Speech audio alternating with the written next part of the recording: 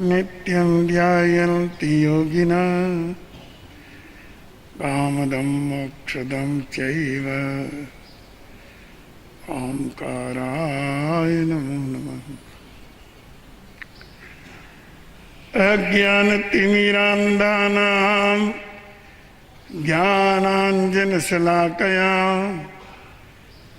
नेत्रैरुन्मीलितं येन तस्मै श्रीगुरुवे नमः।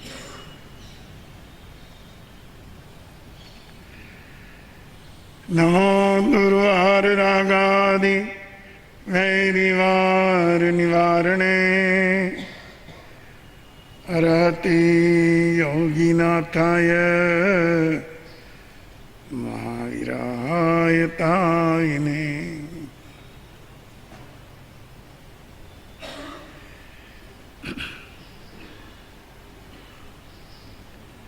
प्रिय श्रोताजनों,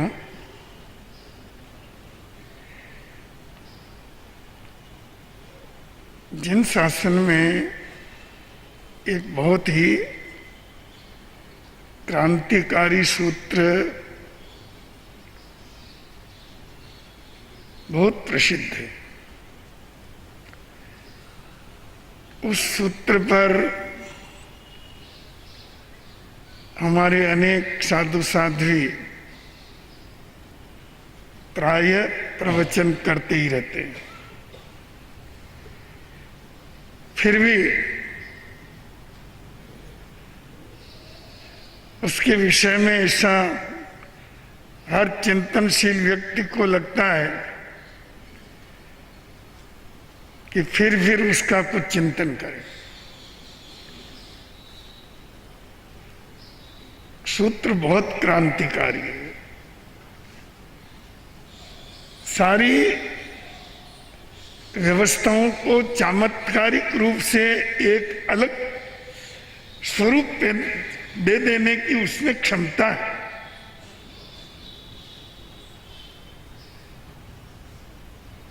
वह सूत्र है पन्ना सम्यक्खये धम्मं तत्तम तत्व विनिच्छयम्। क्या बात है! परमात्मा भगवान महावीर प्रभु ने यहां आकर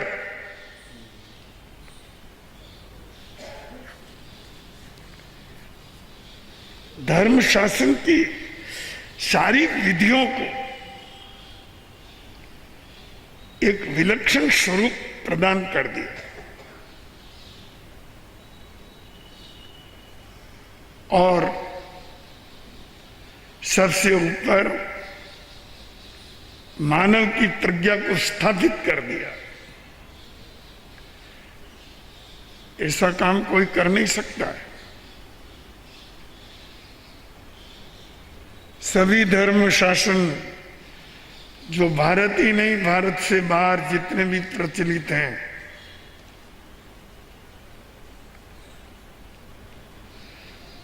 उन सब के ऊपर किसी महाशक्ति का अनुशासन है। फिर चाहे उसको परमात्मा को, गॉड को, अल्लाह को, कुछ भी, केवल वितराग परमात्मा भगवान महावीर ही वह महान क्रांतिकारी सत्पुरुष है जिन्होंने सबसे ऊपर मानव की प्रज्ञा को स्थापित कर दिया। उन्होंने कहा कि धर्म को अंतःकरण से समझो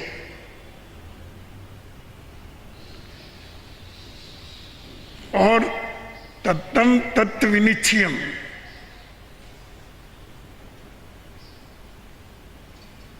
अंतःकरण में चिंतन करके ही तत्व का निश्चय करो।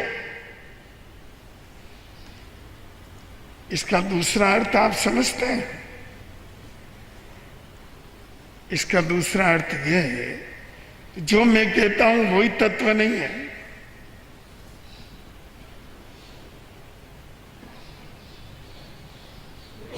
मेरी कोई मेरे कथन के प्रति कोई मेरा पक्षपात नहीं है।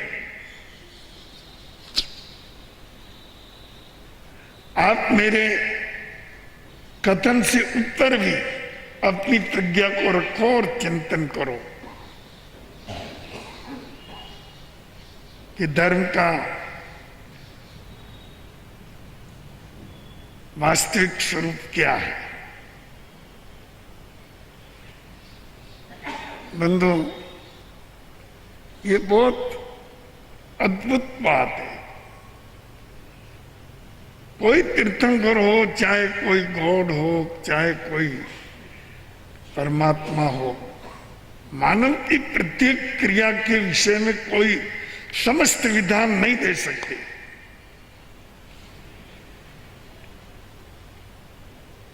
मानव जीवन में इतनी क्रियाएं हैं, हर क्रिया के लिए कोई विधान निश्चित कर सके ये संभव नहीं है।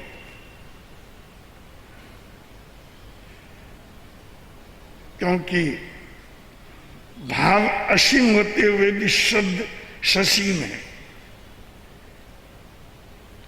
शब्दों की भी अपनी सीमा है। सारे जीवन के विकल्पों को व्याख्यायित कर दे और सारे जीवन के व्याख्याओं के लिए नियम निर्धारित कर दे, ये किसी से संभव नहीं होता है। पर हाँ, एक बात है, मानव के पास एक ऐसी चीज है जिसके द्वारा वह अपना निर्णय कर सकता है, और वह निर्णायक शक्ति है प्रज्ञा, अपनी बुद्धि। और ये अपनी बुद्धि का ही चमत्कार है कि जी आश्वाते परिसर, जो अधर्म के कार्य दिखाई देते हैं वहां पर भी एक प्रज्ञावान सत्पुरुष परमार्थ पैदा कर लेता है। परमार्थ पैदा करना एक कला है। जीवन की विधि में यदि वह अशुभ भी है तो भी एक ज्ञानी पुरुष शुभ का सर्जन कर लेता है। यह केवल उसकी प्रज्ञा का खेल है, उसकी प्रज्ञा का चमत्कार है। चाहे आप चल रहे हो, चाहे खाना खा रहे हो, चाहे स्नान कर रहे हो, चाहे बात कर रहे हो, चाहे व्यवसाय कर रहे हो, सारे कार्य आश्रम से जुड़े हुए, सांसारिकता से जुड़े हुए।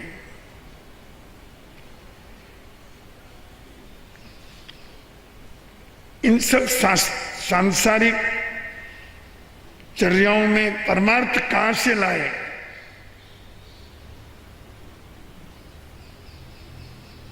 प्रज्ञानी वो ले आते। प्रज्ञावान पुरुष इन सारी क्रियाओं में परमार्थ ले आते। यही तो ज्ञान का सार है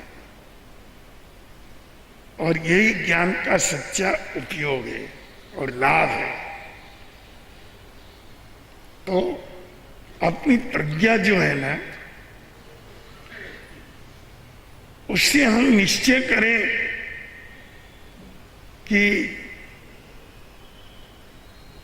ये कहना उचित है या नहीं, ये करना उचित है या नहीं, या करना ही पड़े तो कैसे करें, बोलना ही पड़े तो कैसे बोलें, चलना ही पड़े तो कैसे चलें। एक अद्भुत उदाहरण है। मुनिराज वन में किसी जगह ध्यानस्थ हैं,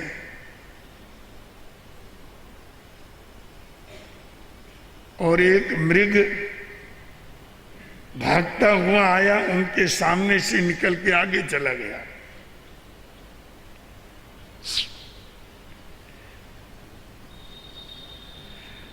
मुनिराज ध्यान से मुक्त हो चुके थे, उन्होंने भागते हुए प्राणी को देखा।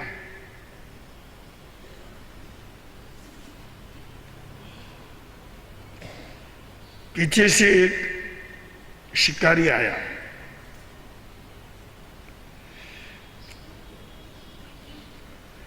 उसने पूछा, महाराज तुम यहां खड़े हो, क्या आपके सामने से होकर के कोई जानवर गया?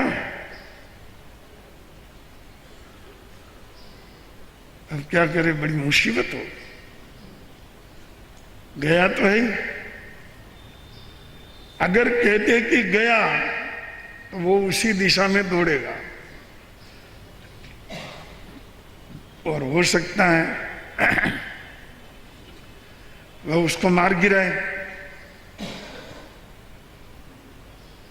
और ये कह दे कि नहीं गया तो भी झूठ है। गया, देखा, अब नहीं गया, ये जिंदी मक्खी कैसे निकले, इतना बड़ा झूठ कैसे बोले।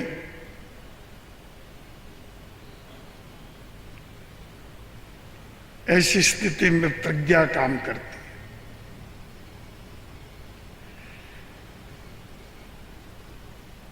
प्रज्ञा कहती है इनको मना कर दे, क्योंकि इसके पीछे एक पंचेंद्रिय जीव की हत्या का प्रश्न है। तू सच बोलने बैठेगा और वो मारा जाएगा। अच्छा है बोल दे, जानम तो भी नो जानमती वैज, जानम तो भी नो जानमती वैज, जानता हुआ भी बोल दे मैं नहीं जानता, बस। ये भी न कहे नहीं गया, ये भी न कहे गया, जानम तो भी न जानम, जानता हुआ भी बोल दे मैं नहीं जानता। मन में चुभने वाली बात है कि झूठ बोल गए, मुनि हो गए, जान रहे हैं कि मृग गया यहां से, पर प्रज्ञा कई विधानों को बदल देती है। विधान भले सत्य बोलने का है, और अगर वहां सत्य बोल जाए तो खून की होली खेल ले वो व्यक्ति, शिकारी पीछे पड़े और उसको मार गिराए, एक जीव की हत्या हो जाए उनके हां कहने से। इतना बड़ा फैसला दे दिया आप बुद्धि ने कि बोल दे कि मैं नहीं जानता। प्रत्येक व्यक्ति को जगह जगह ऐसे फैसले करने पड़ते हैं। अगर एक बात बोलने से, और अगर वो सत्य बात है, उसको भी बोल देने से अगर कलह बढ़ जाता है,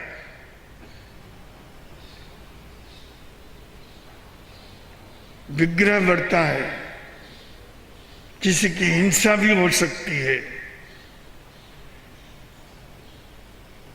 परिवार बिखर सकता है, और झगड़े हो सकते हैं, तो न बोले। मौनम एव समाधानम, मौन हो जाना ही सच्चा समाधान है। और कदाचित बहुत मजबूरी से बोलना भी पड़े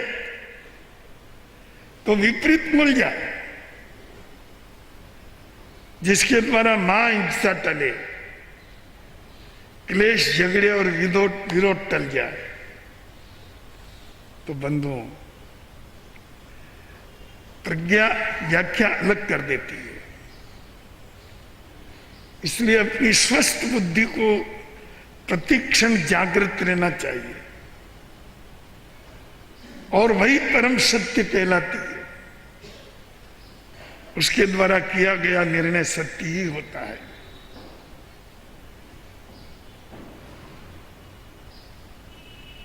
कई अवसर ऐसे आते हैं और कई घटनाएं ऐसी हो चुकी है कि हमारे साधु सतियों के प्रति कई जगह बहुत अप्रिय व्यवहार हो जाता है, यहां तक कि उन पर प्रहार भी हो जाता है। और अगर किसी ने कह दिया और ग्रस्त उस अपराधी को ढूंढ करके मारपीट करने के लिए आमद हो सकता है उसका वध भी हो जाए। मुनिराज कह देते हैं नहीं नहीं कुछ नहीं हुआ। अब आप कहोगे ये तो झूठ बोल गए, झूठ नहीं बोल गए। एक प्राणी की रक्षा कर दी, अपनी अहिंसा का स्वरूप जीवन में उतार दिया। तो ऐसी बहुत सी बातें। रोडजी स्वामी थे, मेवाड़ परंपरा के एक महान संत थे। रायपुर के बाहर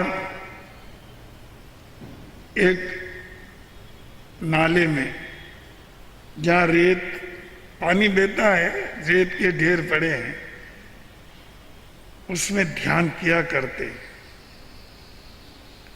तेज धूप में भी। कुछ ग्वालों ने उनको चारों तरफ रेत डाल करके ऊपर पत्थर रख दिया।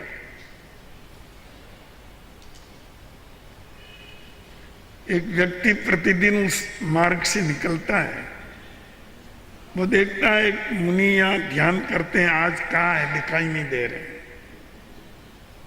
अचानक वो ढेर दिखाई दिया तो शिला हटाई, पत्थर हटाया। मुनिराज उसमें दबे हुए थे।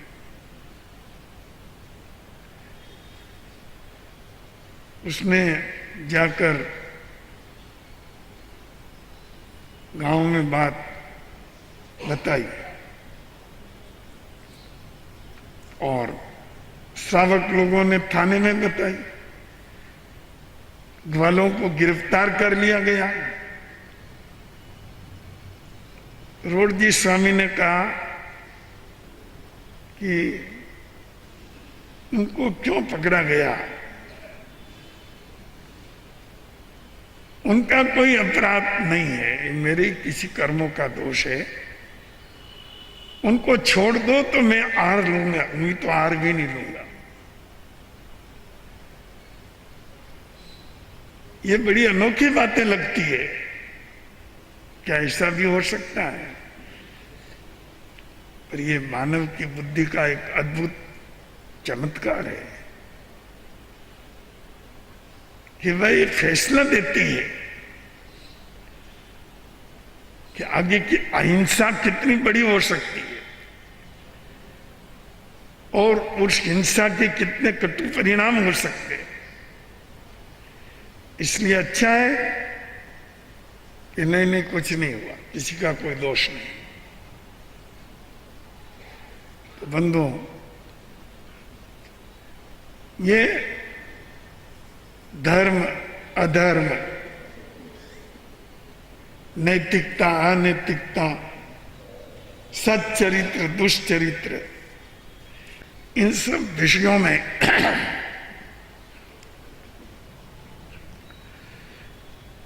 दिखने वाली जो बातें हैं उनसे कुछ अलग ही इनका अर्थ हो जाता है। धर्मराज युधिष्ठिर और कृष्ण बैठे थे। एक नेवला आया जो वहां उस भूमि पर लोटपोट हो रहा था। उसका आधा शरीर सुनहरा था। युधिष्ठिर ने पूछा कि स्वामी ये नेवला यहां क्यों लोटपोट हो रहा है? श्री कृष्ण ने कहा, तुमने बहुत बड़ा यज्ञ किया ना, हजारों गायें दान में दी, बहुत मूल्यवान पदार्थ आग में झोंके मिली, यज्ञ किया और बहुत दान दिया, लोगों को खूब भोजन दिया। इस नेवले ने सुना कि तुम धर्म का बहुत बड़ा काम किया, इसलिए इस मिट्टी में लोटपोट होने के लिए आया, क्योंकि उसका आधा शरीर ही सुनहरा था, चाहता आधा और बन जाए, तो बना नहीं। ये तो तू ही देख ले, कहां बना, इतनी देर हो गई लोटपोट करते। धर्मराज ने पूछा कि इसका आधा शरीर कहां हुआ सुनहरा? श्री कृष्ण महाराज ने कहा, बहुत बड़ा अकाल पड़ा। व्यक्ति एक एक दाने के लिए मोहताज था। भूख के कारण हजारों लोग अकाल में मृत्यु प्राप्त कर रहे थे। एक परिवार था जिसमें पति पत्नी और पुत्र और पुत्रवधू 4 प्राणी। अन्न प्राप्त करने के लिए बहुत प्रयास किया पर नहीं मिला। बड़ी मुश्किल से 4 मुट्ठी सत्तू मिला।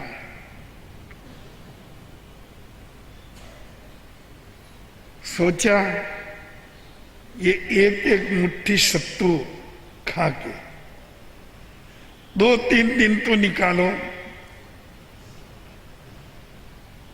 कोई योग मिल गया तो ठीक है, नहीं तो मरना तो है।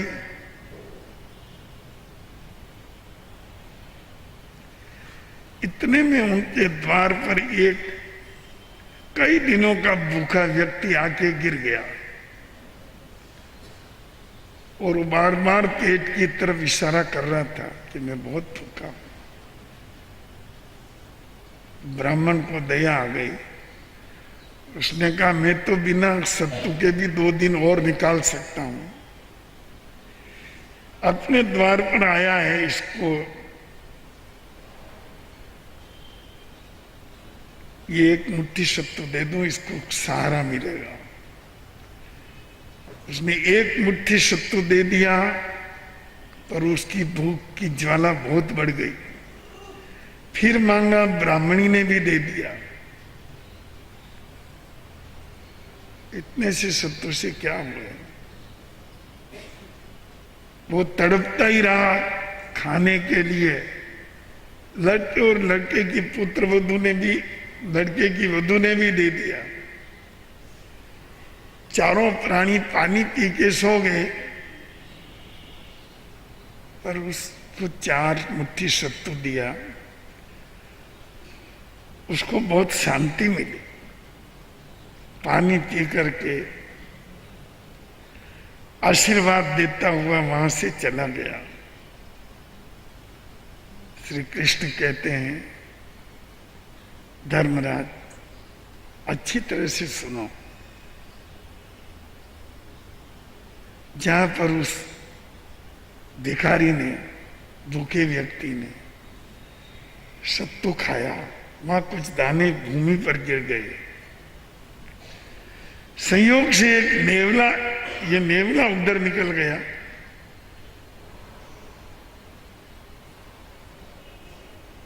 वो कुछ कण इसके शरीर से स्पर्श हुए,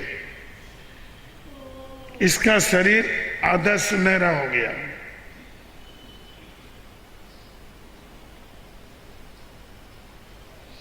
बड़ा चमत्कार हुआ कि ये तो है, देख लो तुम।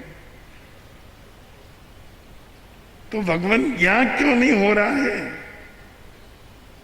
श्री कृष्ण ने कहा, ये तुम ही देख लो क्यों नहीं हो रहा है।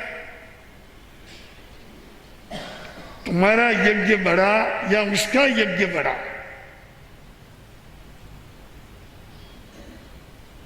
तुम यहां हजारों अशर्फियां खर्च करके जो कुछ तुमने इतना आडंबर इस यज्ञ का किया, समझ लो उसके पीछे वो भावना नहीं थी जो होनी चाहिए। ये यज्ञ की व्याख्या वहां जाकर के बदल गई। तुम्हारा यज्ञ उस महायज्ञ से पीछे रह गया। वहां लाखों रुपया खर्च नहीं की गई, पर मात्र अंतःकरण की भावना से मौत के किनारे पहुंचकर भी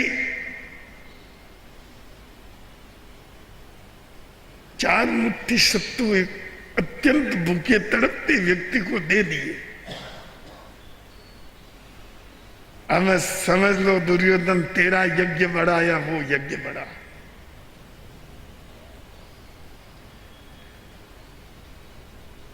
धर्मराज कहने लगा, भगवान मेरा सारा अहंकार का नशा उतर गया और मैं स्वीकार करता हूं कि उस महायज्ञ के मुकाबले ये मेरा यज्ञ तो कोई अर्थ नहीं रखता। बंधु, ये एक पौराणिक घटना है। इसकी तात्विकता इस बात में है कि किस तरह शब्द और अनुष्ठानों की व्याख्या बदल जाती है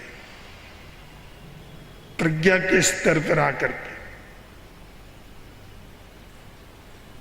बुद्धि के स्तर पर आकर के सारी व्याख्याएं बदल जाती है और यज्ञ का जो प्रचलित अर्थ था वो पीछे रह गया। एक महान अर्थ सामने आकर के सिद्ध हो गया और बिना कुछ असरपियां खर्च किए सहज में महायज्ञ का स्वरूप आ गया। इसी तरह अपने सारे अनुष्ठानों को प्रज्ञा के साथ जोड़ो, अपने सारे व्यवहार को बुद्धि से जोड़ो, तो आपको अपनी प्रत्येक क्रिया के अंदर एक नई दिशा मिलेगी, एक नया अर्थ मिलेगा और आपकी प्रक्रिया में चमक पैदा हो जाएगी, ज्योति प्रकाश पैदा हो जाएगा और आपको एक महान तात्विकता का लाभ मिल जाएगा। तो बंधुओं, इस बात को समझिए कि परमात्मा भगवान महावीर ही हैं जिन्होंने अपने उपदेशों से भी ऊपर मानव की प्रज्ञा को स्थापित कर दिया। ऐसा विश्व में आपको कहीं नहीं मिलेगा। सर्वत्र अपने ही उपदेशों की बात है, अपने ही आदेशों की बात है। मेरे आदेश का पालन करो, मेरे उपदेश का पालन करो, मैं तुमको पार उतार दूंगा, तुम्हारे सब गुनाह माफ कर दूंगा। भगवान महावीर ने ऐसा कहीं नहीं कहा। उन्होंने कहा सबसे ऊपर तुम्हारी प्रज्ञा है, उसकी गहराई में जाकर के तत्व का निश्चय करो, क्योंकि ये स्पष्ट था कि व्यक्ति अपनी प्रज्ञा की गहराई में जाकर के तत्व का निश्चय करेगा तो वो वही पहुंचेगा जहां परमात्मा भगवान महावीर ने तत्व प्राप्त किया, क्योंकि आत्मा का स्वरूप तो सबका एक है, इसलिए वही पहुंच जाएगा वो। आप भी वहीं पहुंच जाओगे। प्रज्ञा का इतना अपना महत्व है। अपनी जीवन शैली के संदर्भ में हम धर्म अधर्म, तत्व अतत्व, उचित अनुचित, कर्तव्य अकर्तव्य, इसके निश्चय करने के लिए हाँ एक सामने हमारे विधि विधान तो है ही, पर उनसे भी ऊपर अपनी प्रज्ञा का भी महत्व समझिए। अपनी आत्मदृष्टि से भी चिंतन करिए कि उसमें कितना परमार्थ है, कितनी हिंसा है, कितना असत्य, कितना स्वार्थ है। अगर आप इस तरह की तात्विक बुद्धि से अपना जीवन जीने का प्रयास करेंगे तो सचमुच ये निश्चित है कि आपका ये छोटा सा मानव जीवन सार्थक हो जाएगा। आज के प्रवचन का यही सार है, आत्मसात करें, आनंद ही आनंद।